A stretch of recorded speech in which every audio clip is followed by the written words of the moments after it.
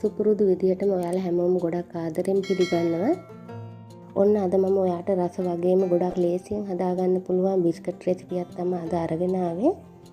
හරිම ලේසියෙන් රසට හදාගන්න පුළුවන් මේ බිස්කට් එක. ඔයා අද නම් මගේ channel එකත් එක්ක එකතු වෙන වීඩියෝ එක හොඳයි නම් මාව subscribe කරන්න කියලා ආදරෙන් ඉල්ලනවා.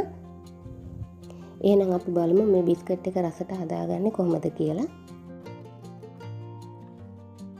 මුලින්ම මම පාන් පිටි මෙෂරින් කප් 2මාරක් අරගන්නවා.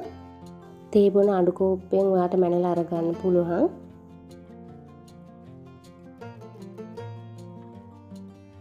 පිටියකට ලුණු තේ හැඳි කාලක් විතර දාලා පොඩ්ඩක් පිටියක කලවම් කරගන්න. ඊට පස්සේ දිය කරගත්තු මාගරින් මේස හැඳි 3ක් එකතු කරගන්නවා. දැන් හොඳට පිටි ටික කලවම් කරගන්න. මම හැන්ද අයින් කරලා මාගරින් ටික හොඳට පිටිත් එක්ක මිශ්‍ර වෙන්න අතින් හොඳට කලවම් කරගන්නවා. ඊට පස්සේ සීනි කෝප්ප භාගයක් එකතු කරගන්න. සීනි ටික බ්ලෙන්ඩ් කරලා කුඩු කරගෙන තමයි මම එකතු කරගත්තේ. ආයෙත් මේ විදිහට සීනි ටික හොඳට මිශ්‍ර වෙනකන් කලවම් කරගන්න. ඊළඟට වැනිලා තේ හැඳි එකක් එකතු කරගන්නවා. වැනිලා දාන එක අත්‍යවශ්‍යම නැහැ. තියෙනවා නම් එකතු කරගන්න. දැන් මේ කලවම් කරගත්තු පිටි මිශ්‍රණයෙන් කෝප්ප එකක් අයින් කරලා පැත්තකින් තියාගන්න. දැන් මේ පිටි මිශ්‍රණයට වතුර ටික ටික දාලා අනා ගන්න ඕන.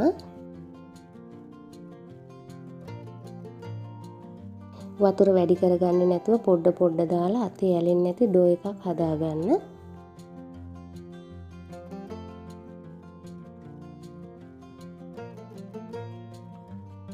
ඔයාලට පේනවා ඇති පිටි ඩෝ එක ගොඩක් තද නෑ, අතේ ඇලෙන්නේ නැහැ.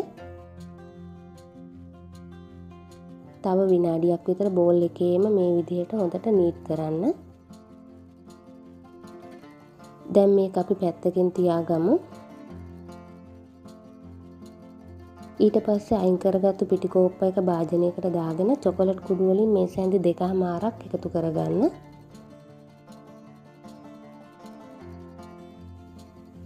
පිටිත් එක්ක චොකලට් කුඩු ටික හොඳට මිශ්‍ර කරගන්න. දැන් වතුර ටික ටික දාලා කලින් විදිහටම මේ පිටි මිශ්‍රණයත් අනා ගන්න ඕන.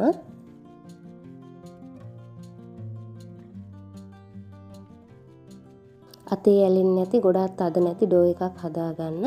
ඒකත් මේ විදිහට විනාඩියක් විතර හොඳට නීට් කරන්න.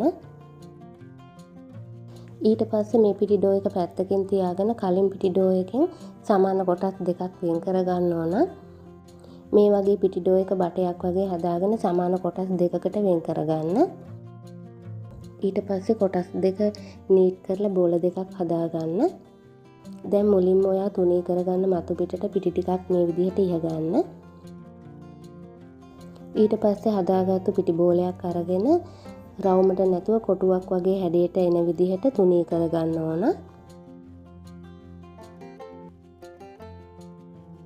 දෙපැත්ත හරව තුනී කරගන්න. මම එක පැත්තකට අඟල් 12ක් අනිත් පැත්තට අඟල් 8ක් විතර වගේ එන විදිහට තමයි තුනී කරගත්තේ. මේ පේන ඝනකමට තුනී කරගන්න. ඊට පස්සේ මේ කොටස පරිස්සමට අරගෙන පැත්තකින් තියාගන්න. ඊළඟට අනිත් පිටි කොටසත් තුනී කරගන්න කලින් පිටි ටිකක් ඉහගන්න. කලින් එකේ ප්‍රමාණයට මේ පිටි ඩෝ එකක් තුනී කරගන්න ඕන. මේකත් පරිස්සමට පැත්තකින් අරගෙන තියාගන්න. ඊළඟට චොකලට් ඩෝ එකත් අරගෙන පිටි ටිකක් ඉහලා කලින් විදිහටම මේකත් හොඳට තුනී කරගන්න. ඒකත් අර කලින් හදාගත්තු ප්‍රමාණයටම තුනී කරගන්න.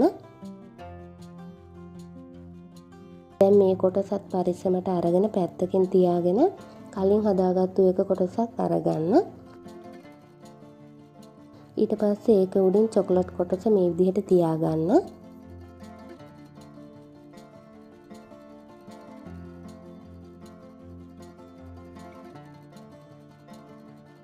වටේට ටිකක් අඩු වුණොත් මම මේ කරන විදිහට ටිකක් ඇදලා අරගෙන ගානට හදාගන්න පුළුවන්.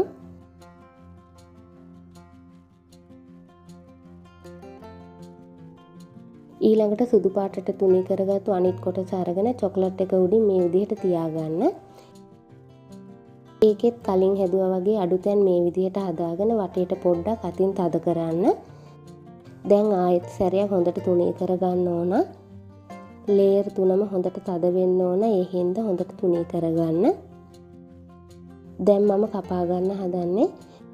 මුලින්ම අයිනෙන් පොඩි කොටසක් මම කපලා අයින් කරගන්නවා. අඟලක ප්‍රමාණයකට මේ විදිහට තීරු කපා ගන්න.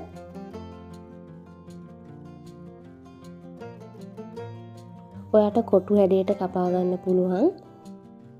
මම මේ විදිහට හැඩයට තමයි කපා ගන්නෙ. කෑලි කපා ගත්තට පස්සේ මේ විදිහට තමයි තියෙන්නේ. කපාගත්තු කෑලි මම වෙනම පිඟානකට අයින් කරගන්නවා.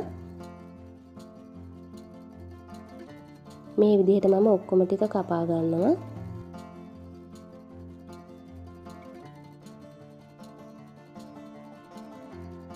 ඔක්කොම ටික මම දැන් කපාගෙන ඉවරයි. දැන් අපිට මේ බිස්කට් එක බැද ගන්න තියෙන්නේ.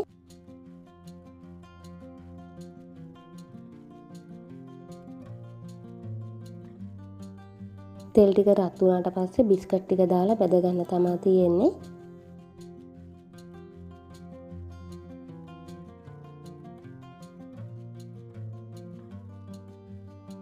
තෙල් එක ගොඩාක් රත් කරගන්න එපා. ලිපේ ගින්දර අඩුවෙන් තියාගෙන බැද ගන්න. මේ විදිහට දෙපැත්ත හරව හරව බැද ගන්න. එක පැත්තක් ගොඩාක් වෙලා තියාගන්න එපා. නිතරම බිස්කට් එක හරව හරව බැද ගන්න. ලස්සන රන්වන් පාටක් එනකම් බැද ගන්න ඕන. ගොඩාක් තද පාට වෙනකම් බැද ගන්න එපා. තෙලෙන් අයින් කරගත්තට පස්සේ පාට ටිකක් වැඩි වෙනවා. ඒ හින්දා ලා රන්වන් පාටක් වෙනකොට අයින් කරගන්න ඕන. මෙන්න මේ වගේ ලස්සන පාටට බැදුනහම ඇති. දැන් මේ ටික මම තෙලෙන් අයින් කරගන්නවා.